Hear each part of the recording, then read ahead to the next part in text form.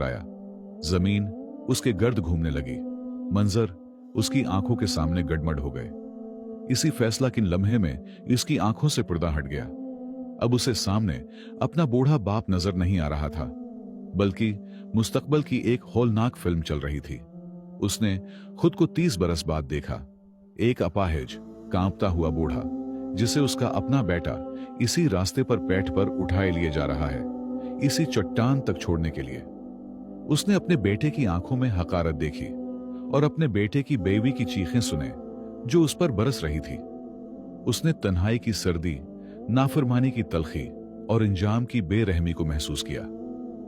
नहीं, फरीद चीख उठा, ऐसी चीख जो सहरा की खामोशी को चीर गई। ये चीख उसकी तड़पती हुई रूह की गहराइयों से निकली थी।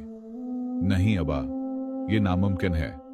मैं ऐसा नहीं हूं, मैं दरिंदा नहीं हूं। फरीद घुटनों के बल अपने बाप के सामने गिर पड़ा। उसने अपना चेहरा बूढ़े की गोद में छिपा लिया और हचकियों के साथ रोने लगा। ऐसा रोना जैसे कोई गुमशुदा बच्चा अपनी पनाह पाले, ऐसा रोना जैसे कोई ताइब जिसने आग को अपनी आंखों से देख लिया हो इससे पहले कि वो उसे छुए।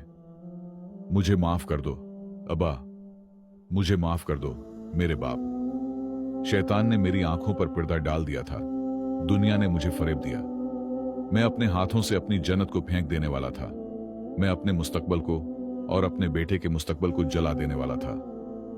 अली चचा ने अपनी नहीफ हाथ बेटे के सर पर रखा और उसके बालों पर वही शफकत भरा हाथ फेरा जो जफा के बावजूद कभी न बदला था। बाप के आंसू बेटे के आंसुओं में मिल गए। वो नरमी से बोले, बेटे, दीन कभी मरता नहीं और इंसाफ करने वाला कभी सोता नहीं। मुझे अपनी तन्हाई में मरने का इतना खौफ नहीं था जितना तुम पर अल्लाह के गजब का। फरीद ने सिर उठाया, आंखें सरख थीं, चेहरा मिट्टी और आंसुओं से भरा हुआ था। उसने अपने वालिद को यूं देखा जैसे पहली बार देख रहा हो। उसने वक्त की खींची हुई झरियां देखें, उस कमजोरी को देखा जिससे वो बेजार था, और वही कमजोरी उसकी नजर में जन्नत के दरवाजे बन गई। अल्लाह की कसम, मैं आपको कभी नहीं छोड़ूंगा। अल्लाह की कसम, मैं आपको कभी नहीं छोड़ूंगा, चाहे मेरा जिस्म टुकड़े टुकड़े क्यों ना हो जाए। ये कहकर फरीद यकायक उठ खड़ा हुआ, जैसे उसकी रगों में नई जिंदगी दौड़ गई हो। चलिए अबा, हम वैसे वापस नहीं जाएंगे जैसे आए थे। वो झुका, मगर इस बार किसी बोझ को उठाने के लिए नहीं, बल्कि अपने सर के ताज को उठाने के लिए। उसने वालिद को मोहब्बत और एहतराम से उठाया, उसकी टांगें अपने सीने से लगा लें और झूलते हुए कदमों को चूम लिया, आंसू बहाते हुए। बाप ने हैरत से पूछा, कहां जा रहे हो फरीद? घर अबा, घर सहन के दिल में।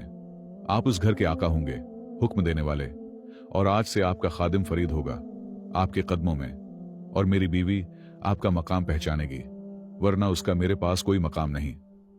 फरीद मजबूत और पख्ता कदमों से वापस पलटा। पीछे वो खामोश चट्टान रह गई, वीरान खंडर रह गया, और वो शैतान भी जिसकी सारी चाल नाकाम हो चुकी थी। हर कदम के साथ उसे यूं लग रहा था जैसे उसका दिल ढल रहा हो, बोझ हट रहा हो और उसकी जगह नूर और सुकून उतर रहा हो। मगर उसे ये मालूम न था कि जंग अभी खत्म नहीं हुई। घर में एक सानिप मुंतजर था, बूढ़े की मौत की खुशखबरी के लिए, और अब उसे वही जहर पीना था जो उसने खुद तैयार किया था। फरीद गांव में दाखिल हुआ तो उसके चेहरे के नक्श बदल चुके थे, जर्दी और खौफ जा चुका था, और उसकी जगह ईमान की सकीनत और इज्म की कुव्वत आ चुकी थी। सिर बुलंद, कदम पख्ता, और वालिद उसकी पेट से यूं लपटा था जैसे कोई नन्हा बच्चा रास्ता खो देने से डरता हो। जब फरीद घर पहुंचा, दरवाजा जरा सा खुला था और अंदर से लजीज खाने की खुशबू आ रही थी। उसने दरवाजा पांव से धकेला और अंदर दाखिल हुआ। उसकी निगाह फौरन मीना पर पड़ी। मीना बिन सुनौर कर बैठी थी, अपने बेहतरीन कपड़े पहने हुए, ये समझते हुए कि रकावट हमेशा के लिए हट चुकी है। उसने शौहर को देखकर मुस्कुराते हुए सर उठाया, मगर मुस्कुराहट उसके होंठों पर जम गई। चेहरा सदमे और हैरत का पतला बन गया। वो जोर से हान पी, हाथ मुना पर रख लिया। फरीद, ये क्या है? क्यों? वो वापस क्यों आ गया? फरीद ने फौरन अपने वालिद को नीचे नहीं उतारा। वो सहन के ऐन वसत में खड़ा हो गया और अपनी बीवी की तरफ ऐसी निगाह से देख